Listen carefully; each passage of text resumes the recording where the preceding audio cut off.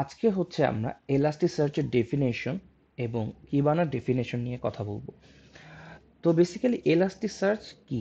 এলাস্টিসার্চ হচ্ছে একটা distributed search এবং অ্যানালাইটিক্স ইঞ্জিন। আমরা আসলে বেসিক্যালি ডিস্ট্রিবিউটেড সার্চ বলতে কি বুঝি? ডিস্ট্রিবিউটেড সার্চ হচ্ছে একটা টাস্ক যখন মাল্টিপল নোডসের মধ্যে ডিভাইড করা থাকে।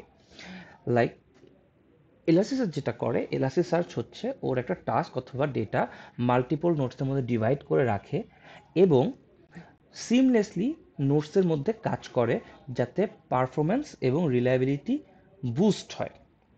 আচ্ছা, এলাস্টিসার্চ হচ্ছে এমনভাবে ডিজাইন করা যাতে এটা vast amount of big data handle করতে পারে। যেহেতু এটা অনেক বিগ ডেটা হ্যান্ডেল করে, সো এটা এমনভাবে ডেটাগুলোকে অর্গানাইজ করে, এমনভাবে স্টোর করে এবং এমনভাবে রিট্রিভ করে যাতে পুরো প্রসেসগুলো খুব এফিশিয়েন্ট হয়। দেন আসতেছে হচ্ছে কিবানা।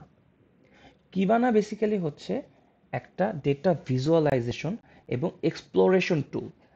এখানে এলাস্টিসার্চ যে ডেটাগুলো পুল করে অথবা এলাস্টিসার্চ যে ডেটাগুলো স্টোর করে সেগুলো একটা ইনসাইট অথবা প্রপারলি ভিজুয়ালি অ্যাপিয়ালিং ডেটা হচ্ছে কিবানা প্রোভাইড করে।